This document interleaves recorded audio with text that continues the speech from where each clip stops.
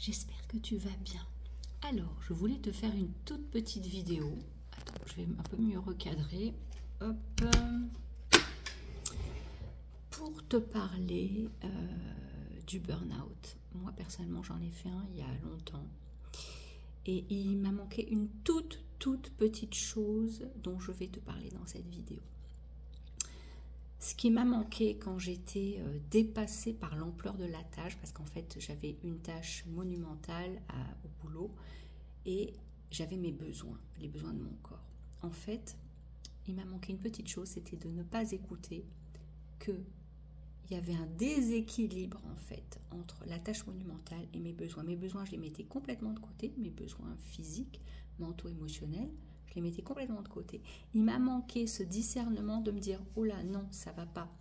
Il m'a manqué en fait d'écouter mon corps et de dire « Non, stop, ça ne va pas ». Ça remonte déjà maintenant à 7 ans.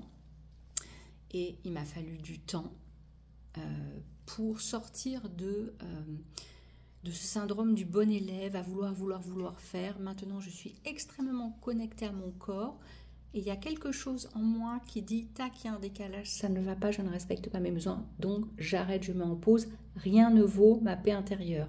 Voilà ce qui m'a manqué, c'est cette petite pensée qui avait conscience d'un dépassement de mes besoins. Si tu peux l'avoir, si tu peux avoir cette petite étincelle, y croire et donc t'y accrocher et basculer dans le respect de tes besoins, tant pis au détriment de la tâche qu'il y a à faire, le jour où tu ne seras plus là, les tâches sur Terre seront faites par d'autres personnes, d'accord? Donc il faut vraiment que tu te mettes ça en tête, rien ne vaut ta santé physique, mentale et émotionnelle.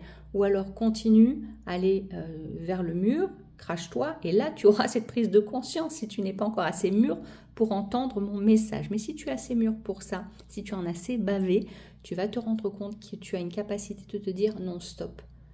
Il y a quelque chose qui ne va pas là à l'intérieur. Je sens que je suis mal, mes énergies sont perturbées, mon corps me le dit, mon corps crie et hurle.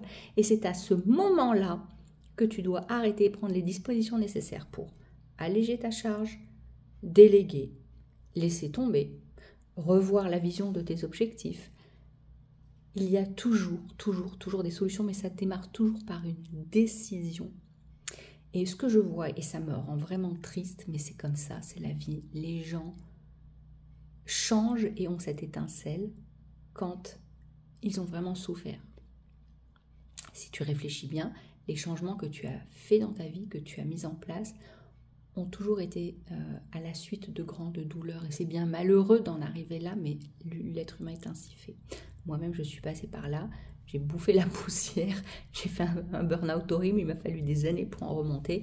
Maintenant, dès qu'il y a quelque chose qui dépasse mes capacités, je me dis stop, c'est pas pour moi, j'arrête tout de suite et je revois en fait le plan, le modèle de ce que j'avais en tête, je revois mes objectifs, quitte à laisser tomber, quitte à lâcher prise, quitte à se défaire, quitte à perdre des choses et des idéaux que j'avais, je laisse tomber, car rien n'est plus précieux que la santé. Vous n'en avez qu'une, ménagez-la, écoutez vos besoins, votre corps sait ce dont vous avez besoin.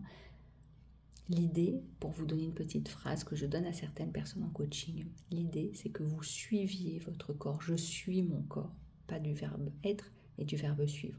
Je suis mon corps et c'est pas votre corps qui vous suit. Et ça fait toute la différence, mes amis. À bientôt.